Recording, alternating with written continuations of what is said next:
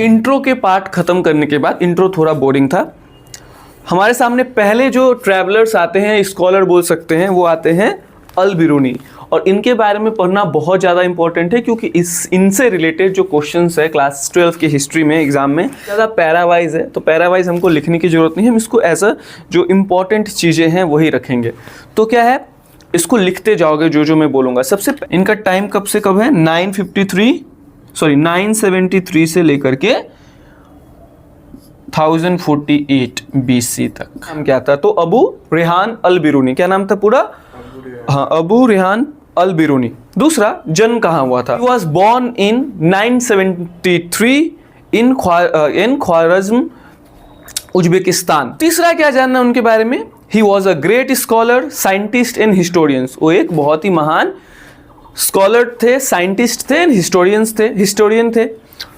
Knowledge and achievement, Al Biruni की knowledge और achievement क्या थे, तो सबसे पहला उनकी अचीवमेंट और क्या थी, ही रोट अबाउट 150 बुक्स। कितने बुक लिखे थे अल बिरूनी ने, 150। Many books were on the mathematics and science, Al Biruni की जो ज़्यादातर बुक थी वो किस पे थी, मैथमेटिक्स पे और साइंस पे थी।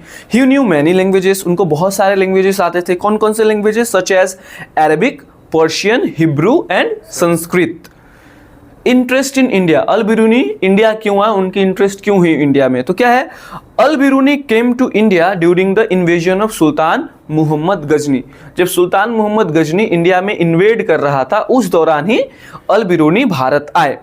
ही stayed in Punjab for some time, आने से पहले जब वो भारत आए तो कुछ समय वो पंजाब में रहे। He studied Indian philosophy, science and culture, Bharat का जो फिलोसफी है, भारत की जो नॉलेज है, उन्होंने वो पढ़ा, साइंस पढ़ा और भारत का कल्चर को भी पढ़ा। उसके उनका एक बहुत इंपॉर्टेंट है, लिख लो, उनका एग्जाम में आएगा, फेमस बुक। तो उनकी सबसे फेमस बुक क्या है, किताबुल हिंद। किताबुल हिंद किस लैंग्वेज में लिखा गया है, तो रिटन इन अरबिक, अरबिक भाषा में लिखा गया है। This book is considered as a scientific study of Indian society. इस बुक को माना जाता है कि इसमें इंडियन सोसाइटी को एकदम साइंटिफिक तरीके से पढ़ा गया है, लिखा गया है। सब्जेक्ट कवर्ड इन बुक, कि ये जो किताबुल हिंद है, इसमें कौन कौन से सब्जेक्ट कवर किए गए हैं, तो लिखो, देखो आपके स्क्रीन पे आ रहा होगा। The book contains about 80 chapters, इस बुक में 80 चैप्टर्स है।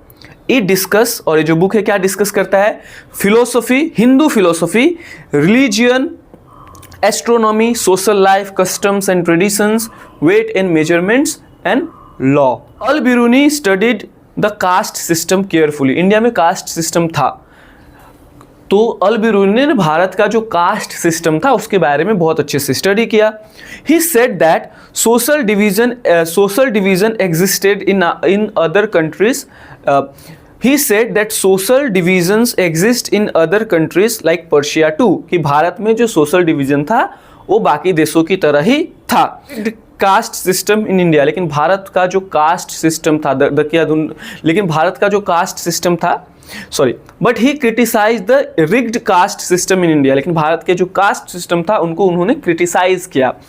ट्रेड रूट्स इन इंडिया, तो Al Biruni also describe trade routes, और भारत के जो ट्रेड रूट है उसको अल बिरूनी ने अच्छे से डिस्क्राइब किया है। कुछ ट्रेड रूट जो उन्होंने डिस्क्राइब किया उसका एग्जाम्पल क्या हो सकता है, देखो, कन्याकुब्जा, अयोध्या, वाराणसी, पाटलिपुत्र, गंगा सागर। अल बिरूनी के बाद जिनके बारे में हमको पढ़ना है वो कौन है, मार्को पोलो। तो मार्को पोलो के बारे में पढ़ते हैं, तो क्या है, Marco Polo was a merchant from Venice, Italy. ये मर्चेंट थे, व्यापारी थे। मार्को पोलो कौन थे, व्यापारी थे। कहाँ के थे, इटली के थे, इटली के। He travel with his father Niccolo and uncle Maffeo, वो अपने पिता और अपने चाचा के साथ ट्रैवल किया। कहाँ, he travel journey to Asia. अब वो एशिया कैसे है, देखो, in 1271 they started their journey to Asia. 1271 ईस्वी में मार्को पोलो अपने पिता और अपने चाचा के साथ एशिया की जर्नी स्टार्ट करते हैं। दे travel through central Asia and reached China, और वहाँ से ट्रैवल करते करते सेंट्रल एशिया होते हुए वो कहाँ पहुँचते हैं, चाइना। कहाँ पहुँचते हैं, चाइना पहुँचते हैं। They met Kublai Khan the ruler of Mongol Empire, वहाँ पे उनकी मुलाकात किससे होती है, कुबलाई खान से। कुबलाई खान कौन है, एक मंगोल रूलर है, ठीक है। Visit to other countries. अब वहाँ से मार्को पोलो दूसरी देशों की तरफ निकलते हैं। Kublai Khan sent Marco Polo on a diplomatic missions to different countries including India. और वहाँ पे जहाँ पे मार्को पोलो की मुलाकात एक मंगोल शासक कुबलाई खान से होती है, कुबलाई खान उसको अपना एम्बेसडर बना करके डिप्लोमेटिक मिशन पर भेजता है बहुत सारे देशों में। और इसी फेरिस्त में वो कहाँ पे आते हैं, इंडिया आते हैं। क्या होता है इसके बाद आता है उनकी रिटर्न जर्नी।